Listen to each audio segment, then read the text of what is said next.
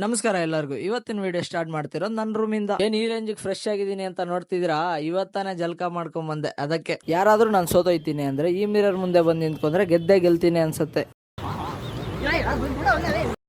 ಇವ್ನ್ ಬೆಳಗ್ಗೆನೆ ಈ ರೇಂಜ್ ಹುರ್ಕೊಂಡ್ ಮಾತಾಡೋದಕ್ ಕಾರಣ ನಿನ್ನೆ ರಾತ್ರಿ ಇವ್ನ್ ಬಿಟ್ಬಿಟ್ಟು ನಾವು ಜರ್ಕಿನ್ ತಗೊಂಡ್ವಿ. ಅದಕ್ಕೆ ಅಂಗಡಿ ಓಪನ್ ಮಾಡಿದ್ದಾದ್ಮೇಲೆ ಇವ್ನ್ ಫೋನ್ ಮಾಡ್ಬಿಟ್ಟು ಕಾಫಿ ತಗೊಂಡ್ ಬರಕ್ ಹೇಳಿದ್ದೆ.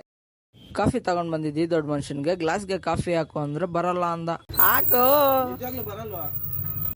ನಮ್ ಸ್ಕೂಲ್ ಹತ್ರ ಒಬ್ಬ ಬಜ್ಜಿ ತಿಂಡಿ ಸೇಲ್ ಮಾಡ್ತಿದ್ರು. ಅವ್ರ ಮೊಮ್ಮಗ ಇವನು. ನೆನ್ನೆ ಇವನ್ ಬರ್ತ್ಡೇ ಇದ್ದಿದ್ದಕ್ಕೆ ಇವತ್ತು ರವೆ ಲಡ್ಡು ತಗೊಂಡ್ ಬಂದಿದ್ದ.